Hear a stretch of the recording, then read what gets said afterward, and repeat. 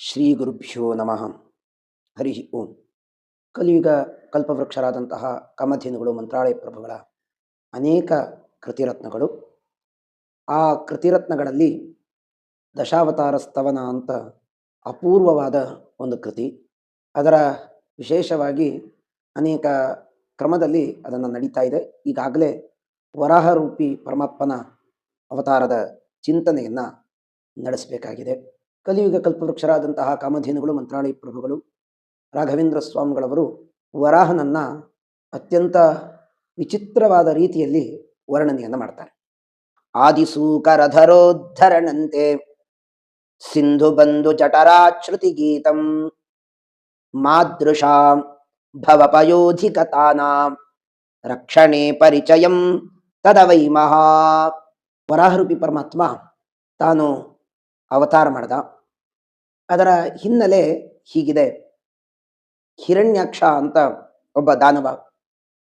ಆ ದಾನವ ಇಡೀ ಸಮಗ್ರವಾದಂತಹ ಇವತ್ತಿನ ಭೂಮಂಡಲ ಏನಿದೆ, ಆ ಭೂಮಂಡಲವನ್ನ ನೀರಿನಲ್ಲಿ ತಾನು ಅಡಗಿಸಿದ್ದಾನೆ.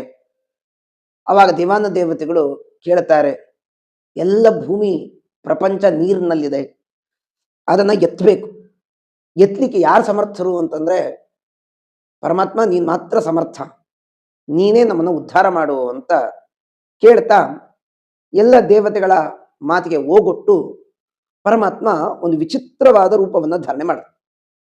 ಆ ವಿಚಿತ್ರವಾದ ರೂಪವನ್ನು ಧಾರಣೆ ಮಾಡಿ ತಾನು ತನ್ನ ಕೊರೆ ಮೇಲೆ ಆ ಏನು ಹಿರಣ್ಯಾಕ್ಷ ಇಟ್ಟಿರತಕ್ಕಂಥ ನೀರಿನಲ್ಲಿಟ್ಟಿರತಕ್ಕಂಥ ಭೂಮಿಯನ್ನ ಮೇಲಕ್ಕೆ ಎತ್ತಿ ಎಲ್ಲ ದೇವತೆಗಳಿಗೆ ಎಲ್ಲೆಲ್ಲಿ ಏನೇನು ಪ್ಲೇಸ್ಮೆಂಟ್ ಮಾಡಬೇಕೋ ಅದನ್ನು ಸರಿಯಾಗಿ ಪ್ಲೇಸ್ಮೆಂಟ್ ಮಾಡ. ಇದನ್ನು ನೋಡಿ ರಾಘವೇಂದ್ರ ಸ್ವಾಮಿಗಳವರು ಒಂದು ವಿಚಿತ್ರವಾದ ಕಲ್ಪನೆಯನ್ನು ಮಾಡ್ತಾರೆ. ಆದಿಸೂಕರಧರೋದ್ಧರಣಂತೆ ಸಿಂಧು ಬಂಧು ಜಠರಾಶ್ರುತಿ ಗೀತಂ ಮಾದೃಶಾ ಭವಪಯೋಧಿಕತಾನಾಂ ರಕ್ಷಣೆ ಪರಿಚಯಂ ತದವೈ ಮಹಾ. ಪರಮಾತ್ಮ ನಿನ್ನ ಏನೊಂದು ಈ ರೂಪ ಇದೆ, ಈ ರೂಪ ಎಲ್ಲ ವೇದಗಳು, ಎಲ್ಲ ಉಪನಿಷತ್ತುಗಳು, ಎಲ್ಲ ಪುರಾಣಗಳು ಸಾರಿ ಸಾರಿ ಹೇಳ್ತಾ ಇದೆ ನೀನು ಭೂಮಿಯನ್ನು ಎತ್ತಿರತಕ್ಕಂತಹ ರೂಪ ಅಂತ. ಆದ್ರೆ ನೀನ್ ಯಾಕೆ ಆ ಭೂಮಿಯನ್ನು ಎತ್ತಿದಿ ಅಂತ ನನಗೆ ಅನಿಸ್ತಾ ಇದೆ ಅಂತಂದ್ರೆ ನೀನೇನೋ ಪ್ರಾಕ್ಟೀಸ್ ಮಾಡ್ತಾ ಇದ್ದಿ. ಏನ್ ಪ್ರಾಕ್ಟೀಸ್ ಮಾಡ್ತಾ ಇದ್ದಿ ಅಂತಂದ್ರೆ ಸಂಸಾರದಲ್ಲಿ ಬಿದ್ದಿರತಕ್ಕಂತಹ ವ್ಯಕ್ತಿಗಳನ್ನ ಎತ್ತುವ ರೀತಿಯಲ್ಲಿ ಎತ್ತುತ್ತಿ ನೀನು. ನೀನು ಎಲ್ಲ ಸಂಸಾರದಲ್ಲಿ ಬಿದ್ದಿರತಕ್ಕಂತಹ ಸಜ್ಜನರನ್ನ ಎತ್ತೋದೇ ನೀನು ದೊಡ್ಡ ಕೆಲಸ. ಅದು ಪ್ರಾಕ್ಟೀಸ್ ಮಾಡ್ತಾ ಇದೆಯೋ ಏನೋ ಅನಿಸ್ತಾ ಇದೆ ಈ ಭೂಮಿಯನ್ನು ಎತ್ತಿರೋದು ಅಂತ. ಮಾದೃಶಾಂ ಭವಪಯೋಧಿಕತಾನಾಂ, ನಮ್ಮಂತಹ ಅನೇಕ ವಿಶೇಷವಾದಂತಹ ಸಜ್ಜನರನ್ನ, ಬೇರೆ ಬೇರೆ ಜನರನ್ನ ಅವನನ್ನ ಎತ್ತಬೇಕು. ಈ ಭವಸಾಗರದಲ್ಲಿ ಬಿದ್ದಿರತಕ್ಕಂಥವರನ್ನ ಎತ್ತುವ ರೀತಿಯಲ್ಲಿ ಆ ಭೂಮಿಯನ್ನು ಎತ್ತಿದಿ ಪರಮಾತ್ಮ, ನಿನಗೆ ಅನಂತ ನಮಸ್ಕಾರಗಳು ಅಂತ ಆ ವರಾಹರೂಪಿ ಪರಮಾತ್ಮನನ್ನ ವರ್ಣನೆಯನ್ನು ಮಾಡಿ, ಈ ರೀತಿಯಾಗಿ ಇನ್ನೊಂದು ರೀತಿಯಲ್ಲಿ ಇನ್ನೊಂದು ಶ್ಲೋಕದಲ್ಲಿ ರಾಘವೇಂದ್ರ ಸ್ವಾಮಿಗಳವರು ವರಾಹನನ್ನ ವರ್ಣನೆ ಮಾಡ್ತಾರೆ. ಪೂರ್ಣಚಂದ್ರಗತ ಲಕ್ಷಣ ರೇಖಾಂ ಲಕ್ಷಿತಾ ಯದಿ ತದೈಕ ಕಲಾಯಾಂ ಸಂಶ್ರಿತೆಂದು ಮನಿಧಂಷ್ಟಧರಂ ಸ್ಯಾತ್ ಸೋಪಮಾ ಭವತಿ ಸೂಕರ ರೂಪಾ. ವರಾಹರೂಪಿ ಪರಮಾತ್ಮನನ್ನ ವರ್ಣನೆ ಮಾಡಬೇಕಾದ್ರೆ ಅದೊಂದು ವಿಚಿತ್ರವಾದಂತಹ ಕಲ್ಪನೆಯನ್ನ ರಾಘವೇಂದ್ರ ಸ್ವಾಮಿಗಳವರು ಮಾಡ್ತಾರೆ.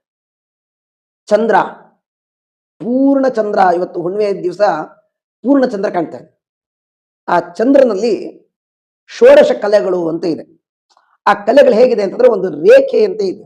ರೇಖೆಗಳು ಚಂದ್ರನ ಮಧ್ಯದಲ್ಲಿ ಕಾಣುತ್ತೆ.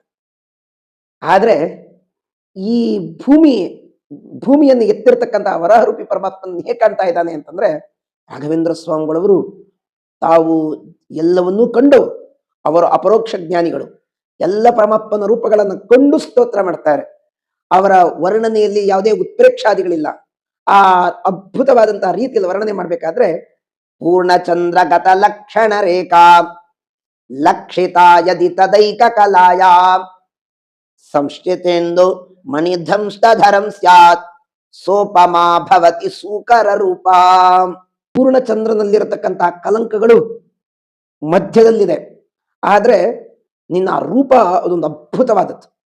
ಅದ್ರ ಮೇಲೆ ನೀನ್ ಭೂಮಿ ಇದೆಯಲ್ಲ, ಭೂಮಿ ಹೇಗಿದೆ ಅಂತಂದ್ರೆ ಒಳಗಿರತಕ್ಕಂತಹ ರೇಖೆ ಅದು ಮೇಲ್ ಸೇರಿದ್ರೆ ಅದು ಪುಟ್ಟದಾಗ ಕಾಣುತ್ತೆ. ಚಂದ್ರನಲ್ಲಿರತಕ್ಕಂತಹ ಆ ರೇಖೆ, ಒಳಗಿರೋ ರೇಖೆ ಮೇಲ್ಗಡೆ ಸೇರಿದ್ರೆ ಅದು ಪುಟ್ಟದಾಗ ಕಾಣುತ್ತೆ. ಅಂತೂ ನಿಂದೇ ಒಂದು ವಿಚಿತ್ರವಾದದ್ದು. ಕೋರೆ ಹಲ್ಗಳ ಮೇಲೆ ನೀನೇನ್ ಭೂಮಿ ಹೊತ್ತಿದೆಯಲ್ಲ, ಅದೇ ಒಂದು ಚಂದ್ರನಂತೆ ಇದೆ. ಅದು ಹೇಗಿದೆ ಅಂತಂದ್ರೆ ಆ ಚಂದ್ರನ ಒಳಗಿರತಕ್ಕಂತ ರೇಖೆ ಅದನ್ನ ಮೇಲ್ ಹೊತ್ತಿದ್ರೆ ಹೇಗೆ ಅನ್ಸುತ್ತೋ, ಈ ಅದ್ಭುತವಾದಂತಹ ರೂಪ, ಇಡೀ ನಿಂದೇ ಆದಂತಹ ಜಗತ್ತು, ಆ ಜಗತ್ನಲ್ಲಿ ಆ ಭೂಮಿಯನ್ನು ಮೇಲೆತ್ತಿದೆ ಅಂತ ಅನ್ಸ್ತಾ ಇದೆ. ಇಂತಹ ಅದ್ಭುತವಾದಂತಹ ಪರಮಾತ್ಮ, ನಿನಗೆ ಕೋಟಿ ಕೋಟಿ ನಮನಗಳು. ಇಂತಹ ರಾಮನನ್ನ ಅವರು ಪ್ರತಿನಿತ್ಯ ಪೂಜೆ ಮಾಡಬೇಕಾದ್ರೆ, ಸಂಜೆ ಕಾಲದಲ್ಲಿ ಆ ರಾಮನನ್ನ ತೊಟ್ಲಲ್ಲಿ ಹಾಕಿ ತೂಗಬೇಕಾದ್ರೆ ಆ ರಾಮ ಅವ್ರಿಗೆ ಕಂಡಿದ್ದು ವರಾಹನಾಗಿ ಕಂಡ. ಆ ವರಾಹನಾಗಿ ಕಂಡಿರ್ತಕ್ಕಂತಹ ಪರಮಾತ್ಮನನ್ನ ತತ್ಕಾಲದಲ್ಲಿ ಯಾವುದೋ ಒಂದು ಡಿಕ್ಷನರಿ ತೆಗೆದು ಈ ಶಬ್ದಗಳನ್ನು ಹಾಕಲಿಲ್ಲ. ಅವರ ಒಳಗಿರತಕ್ಕಂತಹ ಮನಸ್ಸಿನಲ್ಲಿ ಪ್ರತಿಫಲಿತವಾದಂತಹ ಪರಮಾತ್ಮನ ರೂಪಗಳನ್ನ ತಮ್ಮ ಬಾಯಿಂದ ಹೊರಗೆ ಹಾಕಿದ್ದಾರೆ. ಇಂತಹ ಅದ್ಭುತರಾದಂಥವರು ರಾಘವೇಂದ್ರ ಸ್ವಾಮಿಗಳವರು ಆ ವರಾಹರೂಪಿ ಪರಮಾತ್ಮನನ್ನ ಸ್ತೋತ್ರವನ್ನು ಮಾಡ್ತಾ 2 ಶ್ಲೋಕಗಳಲ್ಲಿ ಜಗತ್ತಿಗೆ ಇದೊಂದು ಅದ್ಭುತವಾದ ಕೊಡುಗೆಯನ್ನ ಕೊಟ್ಟಿದ್ದಾರೆ ಅಂತ ಹೇಳ್ತಾ ಶ್ರೀಕೃಷ್ಣ ಅರ್ಪಣಮಸ್ತು.